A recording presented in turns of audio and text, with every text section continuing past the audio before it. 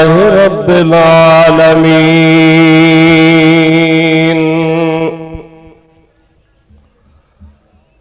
वल आक़िबतु लिल मुत्तक़ीन वस्सलातु वस्सलामु अला सय्यिदिल अंबिया वल मुरसलीन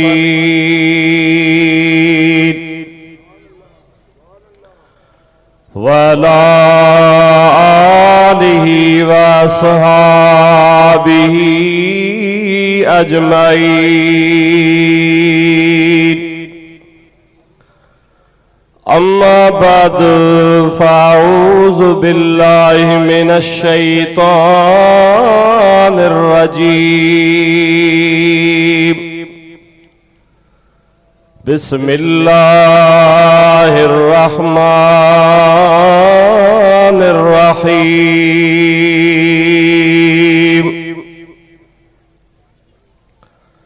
कुल बिफ़द्लिल्लाहि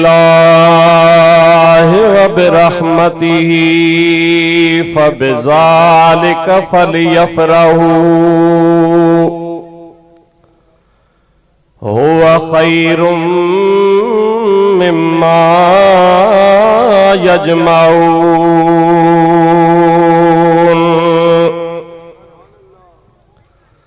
आमन्तु बिल्लाहि व सदक़ल्लाहुल अलीयुल अज़ीम।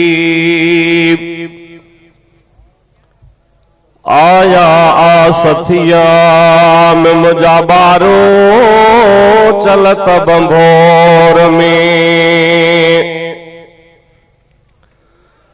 पसी पर पुनु जे मुजानी हूं नेण ठरिया में गूंदर विसरिया में सुखन शाखूं कढ़ियूं सद मुबारक मोमिनोज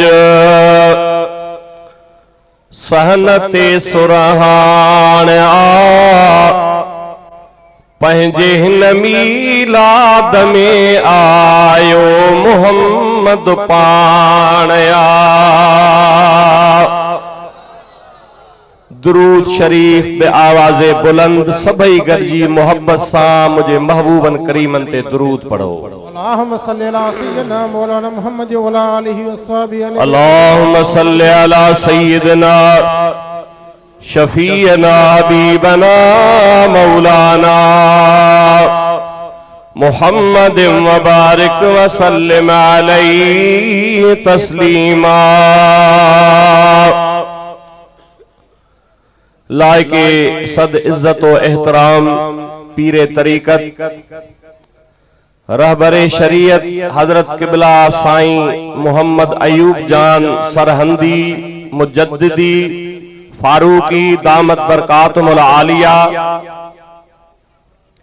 उलमाए किराम हुफाज़े किराम ऐं मुझे महबूब मदीने वारे शहनशाह सां प्यार करण वारो हुजूर जे मीलाद जे खुशीअ में शरीक थियण वारो अवांजे अॻियां मौज़ूअ जे मुनासिबत सां मारूफ हिक आयत सगोरी मूं तिलावत कई आहे।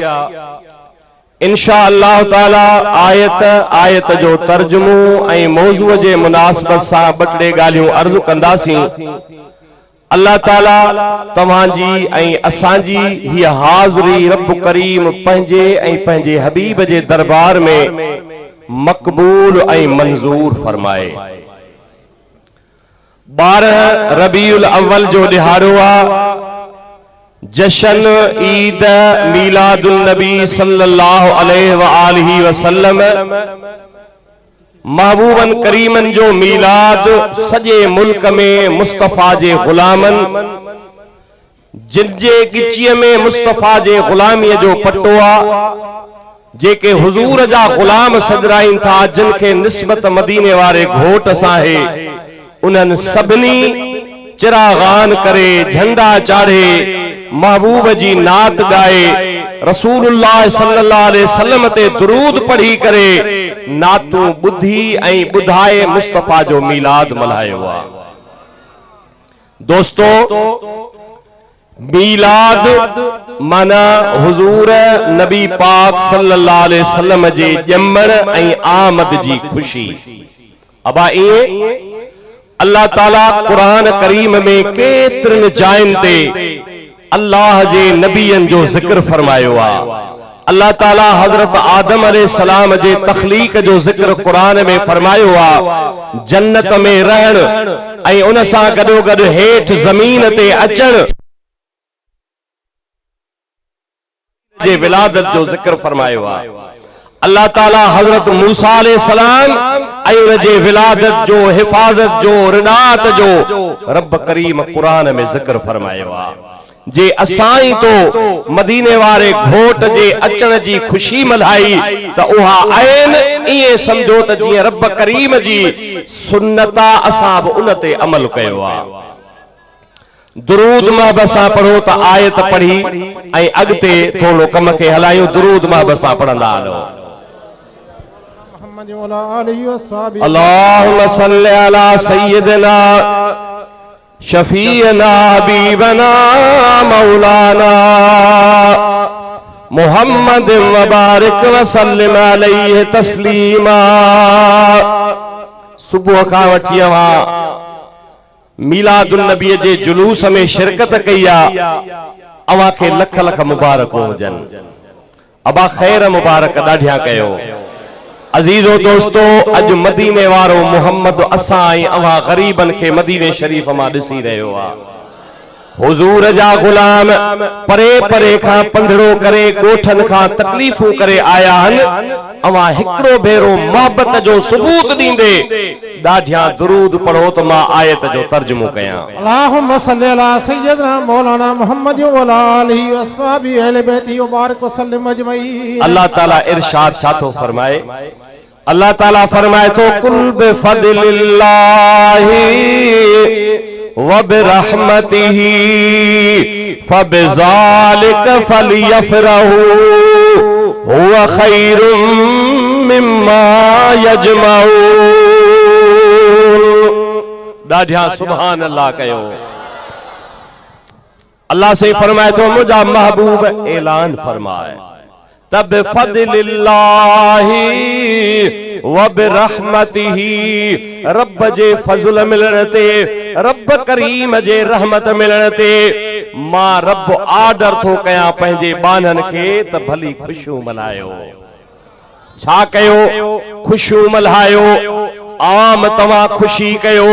कंहिंखे पुट ॼमे उहो जेकॾहिं शरीयत जे हद जे अंदर खुशी मल्हाए सघे थो। जेकॾहिं को बीमार तंदुरुस्त थी पियो खुशी मल्हाए जायज़ तरीक़े सां थी सघे थो। जेकॾहिं आम खुशी तव्हां करे सघो था त जेका सभिनी खुशियुनि जी सरदार खुशी आ, जेकॾहिं तव्हां रसूलुल्लाह जे आमद जी खुशी मल्हाई त रब बि तव्हां सां राज़ी, मदीने वारो घोट बि राज़ी। अब आप समझो था, है सरवरे अंबिया की है महफिल सजी, सरवरे अंबिया। हेडे मूडे तवज्जो कयो।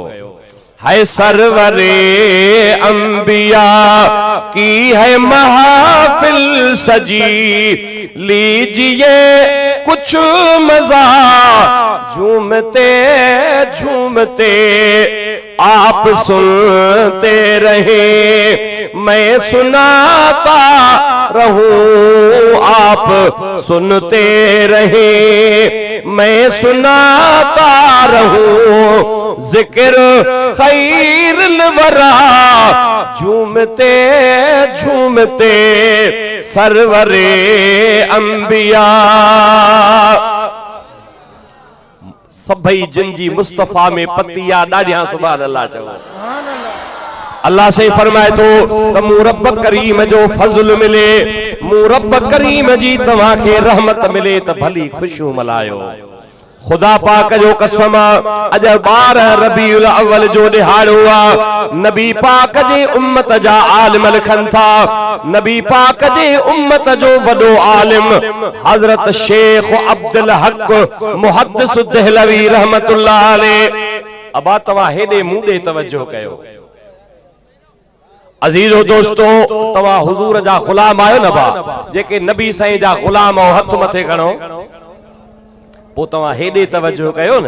नारे तकबीर, नारे रिसालत, नारे तहकीक, नारे हैदरी।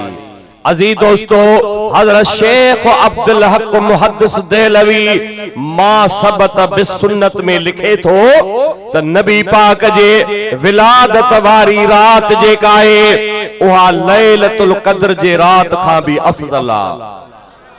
अजीजो दोस्तो लैलतुल क़द्र जे रात में कुरान जो नुज़ूल थियो आ मलाइकन जो नुज़ूल थियो आ पर 12 रबीउल अव्वल जे रात ते मदीने वारे जी आमद थी आ।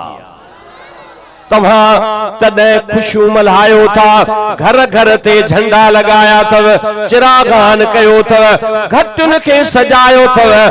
मां तव्हां खे दुआ थो कयां त रब करीम तव्हां सां राज़ी मदीने वारो बि राज़ी। अल्लाह से फरमाए तो कुल बिफदलिल्लाहि व बिरहमतिही रब जी रहमत मिले रब जो फजल मिले त भली खुशियों मल्हायो। अबा कुरान करीम में केतिरियूं क़ौमूं आहिनि जिन जो रब करीम कुरान में जिक्र फरमायो आ। अबा ॿुधंदो अजीजो दोस्तो अल्लाह से फरमाए तो या बनी इस्राईल अज़कुरू निअमती अल्लती अनअमतु अलैकुम व अन्नी फद्दलतुकुम अलल आलमीन।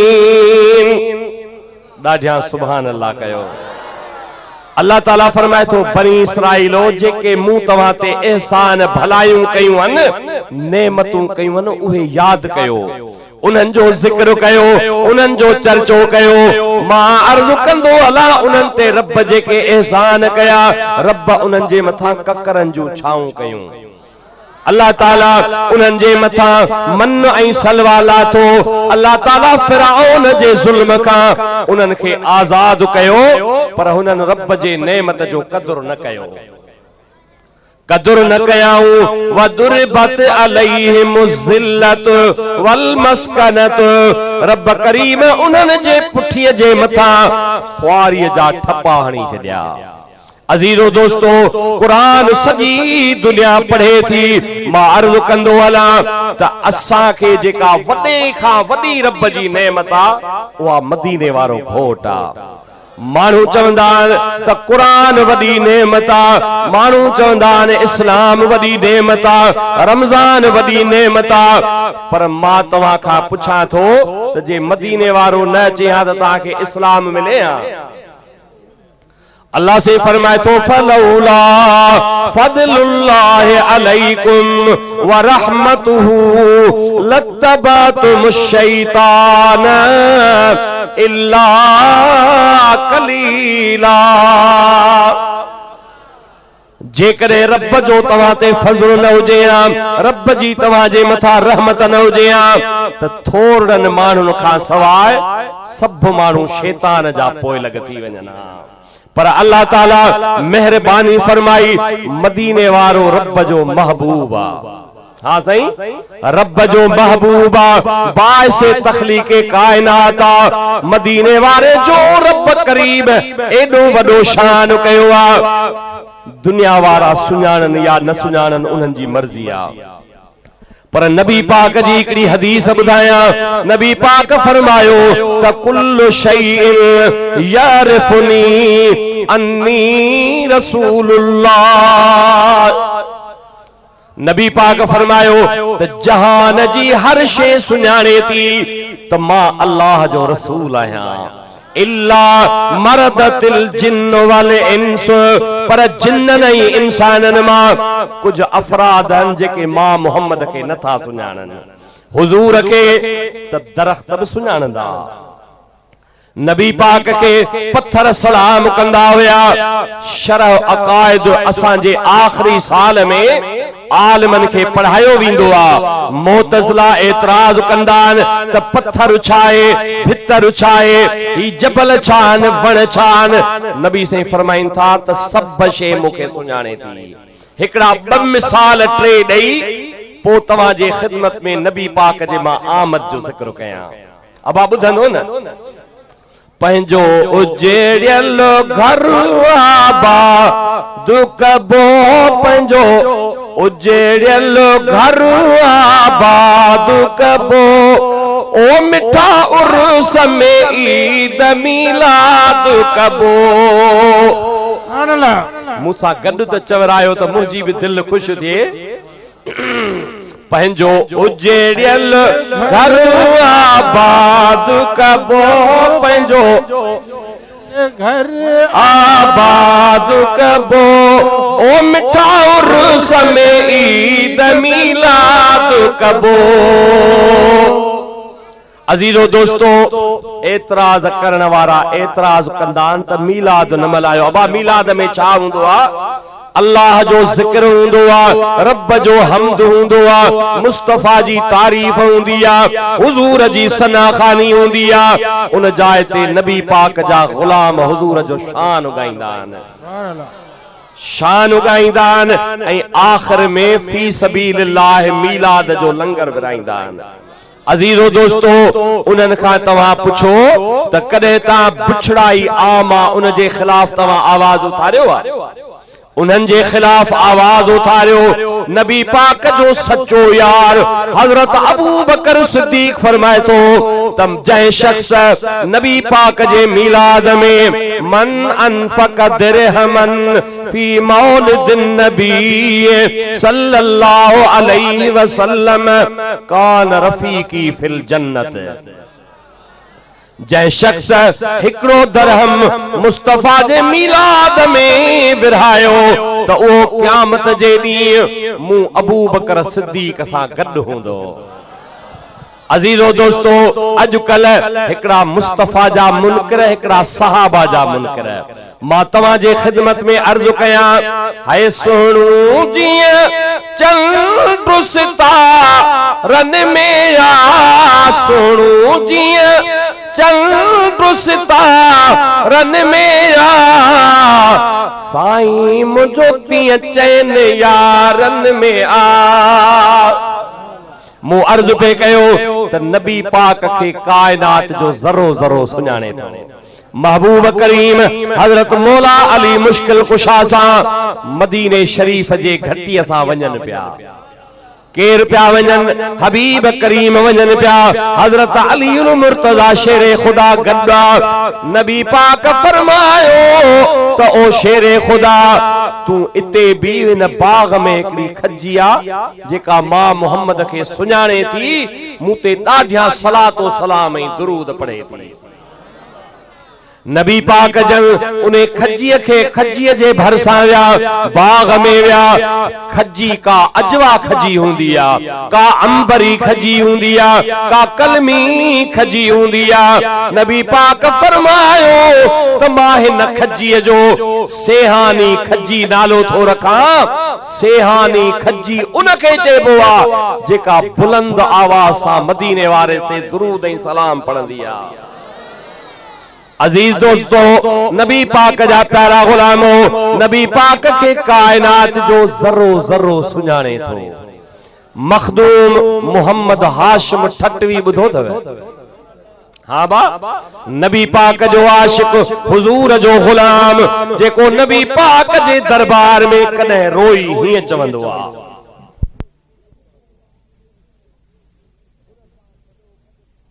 उन सां गॾो गॾु भाॼियूं वग़ैरह काहींदो आहियां, या रसूल अल्लाह, जेकॾहिं मूंखे इहा मजबूरी न हुजे हा त उठ तोखे मुफ्त में ॾेई छॾियां, पर या रसूल अल्लाह इहो ॾस त उठ तूं मूंखां छो थो ख़रीद करीं। हुजूर फरमायो त मां जॾहिं हितां लंघुसि पए थे त उठ जॾहिं मुंहिंजे साम्हूं आयो त उठ मुझे उम्मत में शामिल आ, उठ मुंडे निहारे अल्लाह जो रसूल समझी करे अखिन मां पानी आने मुखे दान नहीं तो या रसूल अल्लाह ही जेको मुझो मालिक आ इहो मुखे नार में घणो वहाईंदो आ पर मुखे चारो घट दींदो आ। या रसूल अल्लाह मुझी इन खां जिंद छॾाए। अजीजो दोस्तो नबी पाक जा प्यारा गुलामो मालूम थियो त वण बि अल्लाह जे रसूल खे सुञाणनि था, जानवर बि मदीने वारे घोट खे सुञाणनि था।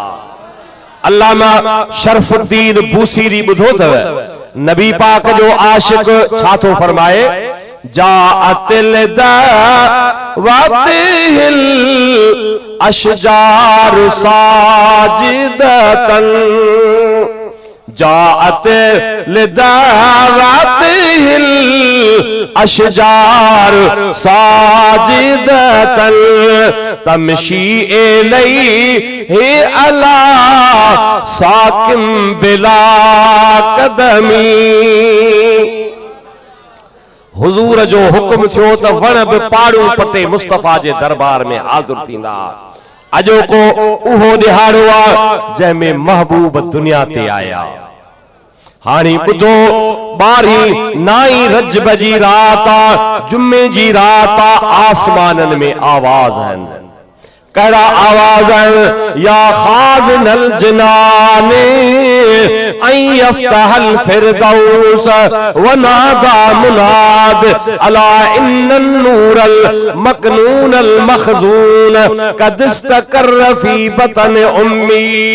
आसमानन में पढ़ा पया घुमन, आवाज पया चल, ओ जन्नत जा दारोगा अज ओ नूर जेको मूरब वट मकनून हुयो, बुझो हुयो, लिकल हुयो, वो अज अमर जे मुबारक पेट दे थो अचे।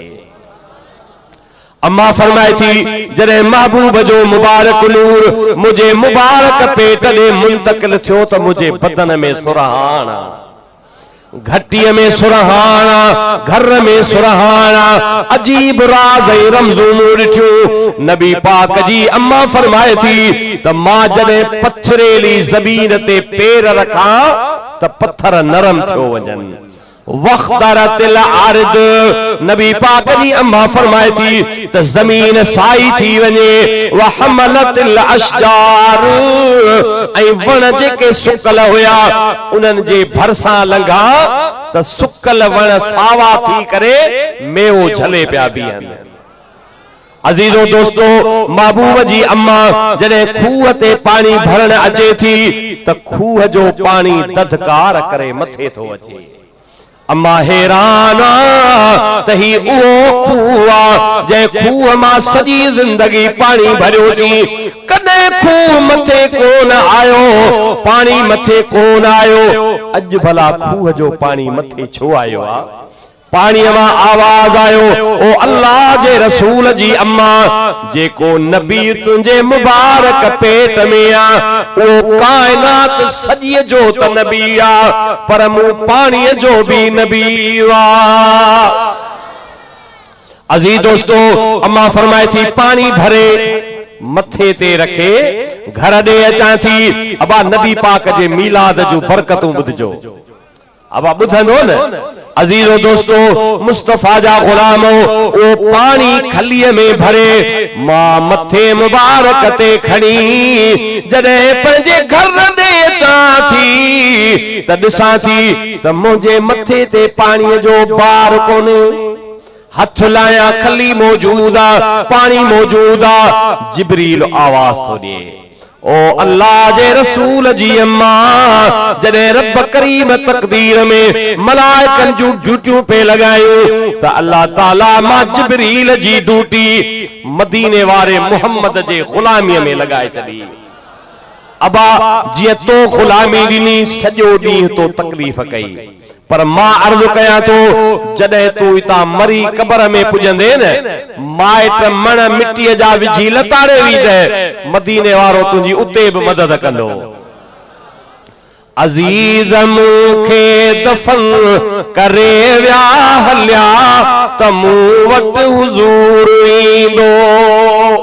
हिनन लताड़े फिटी कयो नज़्मू खयो आ ज़रूर ईंदो। महबूब जी अम्मा घर अचे थी, बीबी साहबा फरमाए थी त मां ॾिसां त वण झुकी मूंखे सलाम कन, जानवर मूंखे सलाम कन। आसमान जे सितारनि मां आसमाननि मां आवाज अचे, पखी पंहिंजे चोबुनि में ॿोली करे मुस्तफ़ा ते सलाम पढ़नि। अम्मा फरमाए थी रात जो टाइम मां पंहिंजे घर में आरामी आहियां, ॾिसां थी त हिकिड़ो सुहिणी सूरत वारो ढिघे कद वारो चवे पियो त ओ बीबी आमिना, तोखे लख लख मुबारकूं थई जो तो नबियनि जो सरदार पंहिंजे पेट में सांडियो आ। अम्मा फरमाए थी ओ मुंहिंजा सोना साईं, अल्लाह जा कामिल बाना आई त को रब जो बानू, तारफ करा त तू आहीं केर। चयाई अम्मा आदम नबी आया, इंसाननि जो बाबो आया, मूंखे मुस्तफ़ा जे आमद जी ॾेई रहियो आहियां। ॿिए महीने में हजरत शीस अलैहिस्सलाम मुबारक ॾियण आयो, टे महीने में हजरत सईदना इदरीस अलैहिस्सलाम आयो, चौथे महीने में हजरत नूह मुबारक ॾियण आयो, पंजे में हजरत हूद अलैहिस्सलाम मुबारक ॾियण आयो, छहे में हजरत सईदना इब्राहिम मुबारक ॾियण आयो, सते में हजरत इस्माईल नबी मुबारक ॾियण आयो, अठे में हजरत मूसा मुबारक ॾियण आयो, नाए महीने में हजरत ईसा मुबारक ॾियण आयो। छो न मुबारक ॾियनि, छो त मदीने वारो घोट नबियनि जो सरदार आहे या कोन? नबी पाक नबियनि जो सरदार आ, उम्मत जो महदार आ। तांजो 12 रबीउल अव्वल जी रात अची वई। अम्मा फरमाई थी पेट में तकलीफ़ न, उल्टी न, उढेड़ न, औरत के हमल थींदो आ, मानी जी धप कान वणदी आ। अम्मा फरमाई थी त ज़रे ज़रे मां आवाज ईंदो त ओ नबी जी अम्मा तो ते सलाम आ। अजीजो दोस्तो 12 रबीउल अव्वल जी रात जेका अजो की रात हुई, ओ जह रात में तू आजे ओ आमिना जा जानी, सारात सा लजे हरी हिक रात खां सुहानी। अजीज दोस्तो 12 जी रात आ। अम्मा फरमाई थी मां घर में आया, घर में आरामी आया, ॾिसां थी ओचितो दरवाजो खड़कियो आ, 3 औरतूं मुंहिंजे घर में लही आयूं। अबा घणियूं? 3 औरतूं आयूं। मां चवां थी अम्मा मां तव्हां खे सुञाणिया कान थी, तव्हां केर आयो? तारुफ करायो। हिकड़ी चवे थी मां बीबी हवा आदम नबीअ जी घरवारी आहियां। बी चवे थी मां बीबी आसिया फिरौन जी घरवारी आहियां। टी चवे थी मां ईसा हज़रत ईसा अलैहिस्सलाम जी अम्मा बीबी मरियम आहियां। अम्मा तव्हां हिते छो तकलीफ़ कई आहे? अर्ज़ कनि थियूं ओ जी जल अम्मा, जो अल्लाह जो नबी सरदार पगदार उम्मत जो महदार अचे थो, उन नबीअ जे दीदार लाइ आया आहियो। एतरे में हूरू जन्नत मां हार खणी आयूं। नबी पाक जी अम्मा ओ टाइम जॾहिं मुस्तफ़ा जे ज़ुहूर जो आयो, रात चवे त हबीब मुंह में अचे, ॾींहुं चवे त महबूब मुंह में अचे। रब रात खे बि राज़ी कयो, ॾींहं खे बि राज़ी कयो। आवाज़ पिया अचनि त इज़हर या सय्यदल मुरसलीन,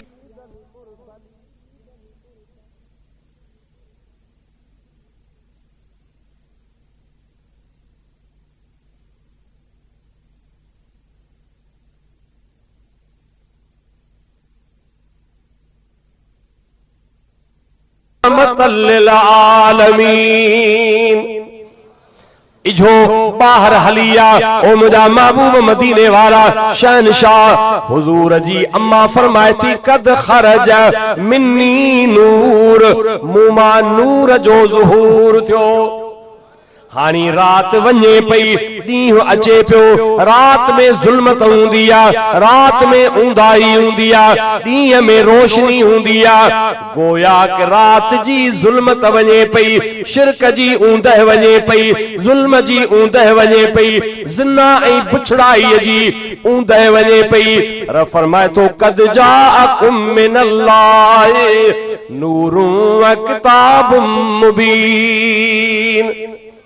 अजीजो दोस्तो महबूब दुनिया ते आया दाई दिल में इरादो कयो त ॿार ॼमंदो आहे ॿार खे गुस्ल कराइबो आहे ॿार जो नारो वठबो आहे उहा अम्मा दाई सगोरी अचे थी ॾिसे थी त अल्लाह जे रसूल खे गुस्ल थियल आहे अखियुनि में सुरमू पियल आहे मथे मुबारक में तेल पियल आहे सींध बि निकिती पई आहे महबूब जो नारो मुबारक वढियल आहे सुन्नत ठहियल आहे मोहरे नबूवत मदीने वारे घोट खे ॿिन कुल्हनि जे विच में लॻी पई आहे ऐं जन्नत जो जोरो मदीने वारे घोट जे मथां पहिरियो पियो आहे तां नज़र कयमि त मदीने वारो घोट सिर सजदे में रखे उम्मत लाइ दुआऊं पियो घुरे अल्लाहुम्मा उफ़िर ले उम्मती अल्लाहुम्मा उफ़िर ले उम्मती ओ मुझा मौला मुझे उम्मत के बख्श फरमा।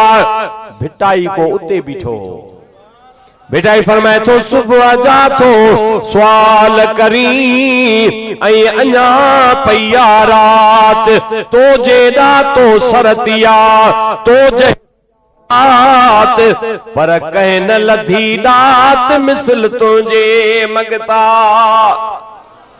अजीजो दोस्तो मदीने वारे जा प्यारा गुलामो एतराज करण वारा चवन था त अल्लाह जे नबी जमंदे सजदो कयो कुरान शरीफ में आ त बीबी मरियम अल्लाह जे हुक्म सां उनखे हमल थियो जॾहिं उन्हें सुकल खजीअ जे हेठां हज़रत ईसा ॼाओ कौम पोयां भजंदी आई ओ बीबी साहबा तोखे खावंद कोने तोखे मुड़स कोने तो पुट किथां आंदो तू त नेक सालिया हुए तू त मेहराब में रहण वारी बैतुल मुक़द्दस जे खिदमत वारी चई त मां इहो जवाब कान ॾींदसि मूंखे रोज़ो आहे न ॿार ॾे नंढड़े खां पुछो।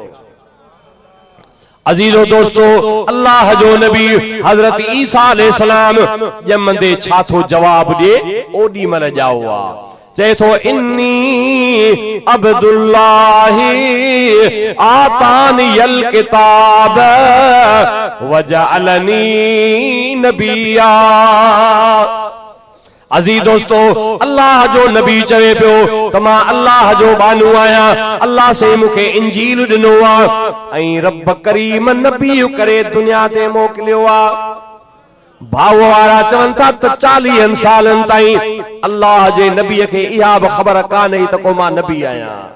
रसूल सां तुंहिंजी रीस खोटा रसूल सां तुंहिंजी रीस खोटा खबीस तुंहिंजो ख्याल छाए इहो न पहुचई त छा ख़बर हुई त हराम छाहे हलाल छाहे। महबूब दुनिया ते आया अजीब वाक़िया रूनमा थिया फारस वारनि जेका 1000 साल खां बाहि बारी हुई उहा मुस्तफा जे आमद महल विसामी वई। बांभड़ हैरान सावा जो दरिया उन पाणीअ जी माण्हू पूजा कंदा हुया उहो दरिया सुकी वियो माण्हू उन पाणीअ जी पूजा कंदा हुया। सुबुह जो खलियूं खणी जेॾी महिल पाणी भरण लाइ आया ॾिठऊं त मार बणा हेॾो वॾो हे दरिया हिन मां दज़ पई उॾा में पाणी हले केॾे हलियो वियो। ओ मुंहिंजे हबीब करीब जा प्यारा गुलाम जिन ऐं शयातीन मथे वेंदा उन्हनि जो आसमाननि ते वञणु बंदि थी वियो। बुत जेके बि दुनिया जे तख़्ते ते हुया सभु ऊंदा थी हेठि ज़मीन ते किरिया। अर्ज़ कंदो अला बाहि छो विसामी, पानी छो ख़त्म थियो। अल्लाह जे रसूल जे अचण सां गोया कर रब ॿुधाए पियो हाणे बाहि जी पूजा न थींदी, सिज जी पूजा न थींदी, पिपरनि जी पूजा न थींदी, बुतनि जी पूजा न थींदी, पाणीअ जी पूजा न थींदी। हाणे मां तव्हांखे रसूल मोकिलियो आहे, मदीने वारो तव्हां ॾे आयो आहे। कुंतुम अला शफा फुरतिम मिनन नार फअनक़ज़कुम मिनहा, तव्हां त जहन्नम जे कपर ते बीठल हो, हबीब तव्हां ॾे मोकिलियुमि तव्हांखे कलमो पढ़ायाई, जहन्नम मां आज़ाद करे जन्नत जो मालिक बनाए छॾी। अबा आहे या कोन? हबीबन जा प्यारा गुलाम मुस्तफा आयो, मक्को आबाद थियो, मदीनो आबाद थियो, बीबी हलीमा जो घर आबाद थियो, कायनात जो ज़रो ज़रो आबाद थियो। उहा मुस्तफा जी मोहब्बत हिनन गुलामन जे दिलुन जे अंदर न हुजे हा त केर हिन जलसे में शरीक न थे हा, को जुलूस में शरीक न थे हा, पर तव्हांखे मदीने वारे जे मोहब्बत आंदो आ।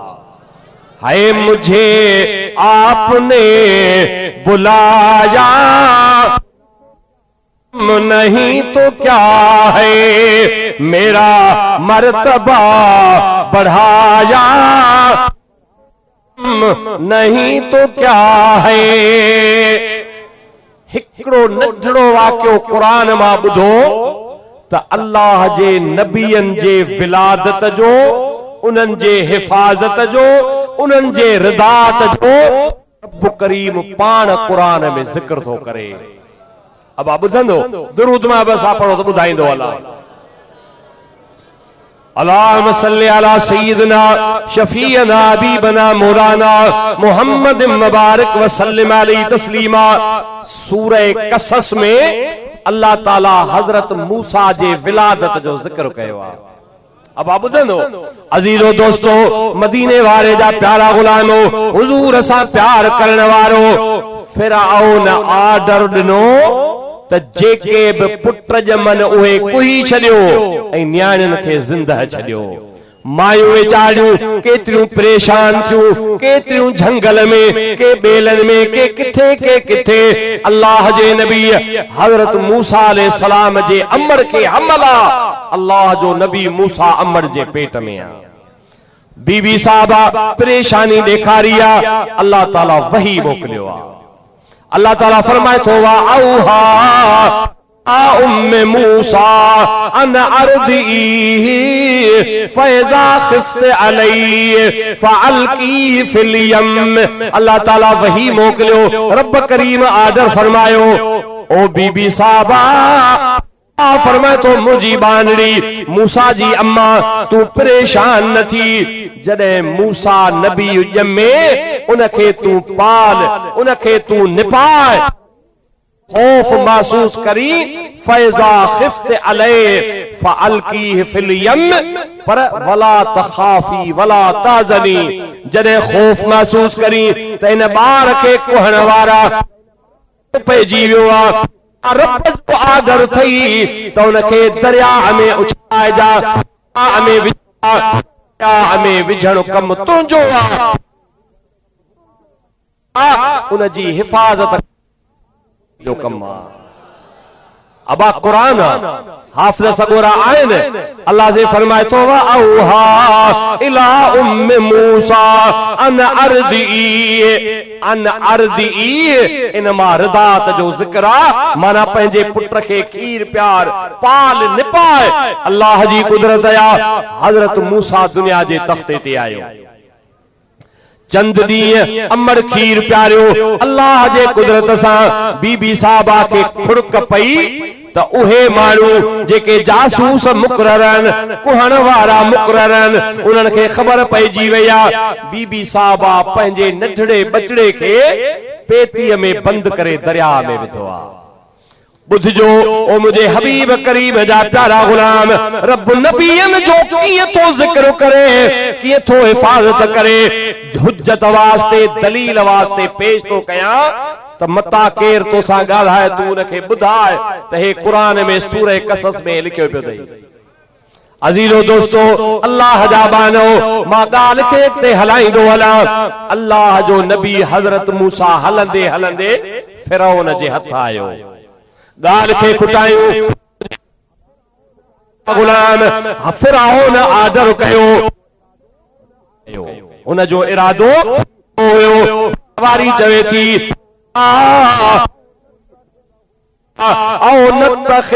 वलदा, फिरौन तो कई बार कुहाए छॾिया, ख़बर न आहे केरु लाहींदो तुंहिंजो तख़्तो हूंदो।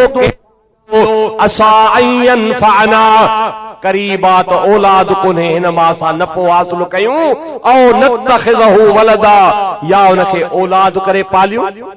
अजीजो दोस्तो, कुरान में सॼो ज़िक्र पियो आहे। अल्लाह जो नबी आहे, उन जा चप मुबारक सुकी विया आहिनि। नंढड़ो आहे, खीर पिया का, हाणे साईं खीर जो बंदोबस्त करणो आहे। औरतुनि जे लाइ आर्डर, हिन नंढड़े खे खीर पियारियो। औरतूं वीचारियूं वॾी कोशिश कयाऊं त अल्लाह जे नबी नंढड़े खे खीर पियारियूं, फिरौन वटां इनाम वठूं, पर अल्लाह ताला आर्डर फरमायो वहर्रमना अलैहिल मरादिय।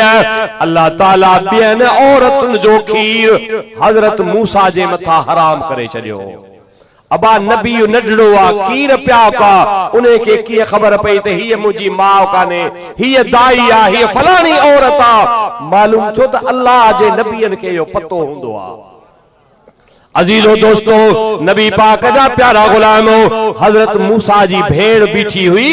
उन चयो ईअं कोन चयाई त मां भेण आहियां, पर चई त हल अदुल्लुकुम अला अहल बैत फुलूनहु। ओ फिरौन, फिरौन जा हवारी, मां तव्हांखे चवां थी हिकिड़ी अहिड़ी अमर आहे, जेकॾहिं उहा हिते अचे उन घर जो ॾस मां थी ॾियां, उहा अमर अचे त हिन खे खीर पियारे सघे थी। अम्मा आई, उन खीर पियारियो। मालूम छो त अल्लाह जे नबीअनि जे विलादत ऐं रिदात जो रब करीम कुरान में ज़िक्र थो करे। अबा कुरान ॿुधो न, जिथे मुस्तफ़ा जो मीलाद, आख़िरी नंढड़ो वाक़ियो ॿुधो, पूरो थी वियो आहे, नमाज़ पढ़णी आहे।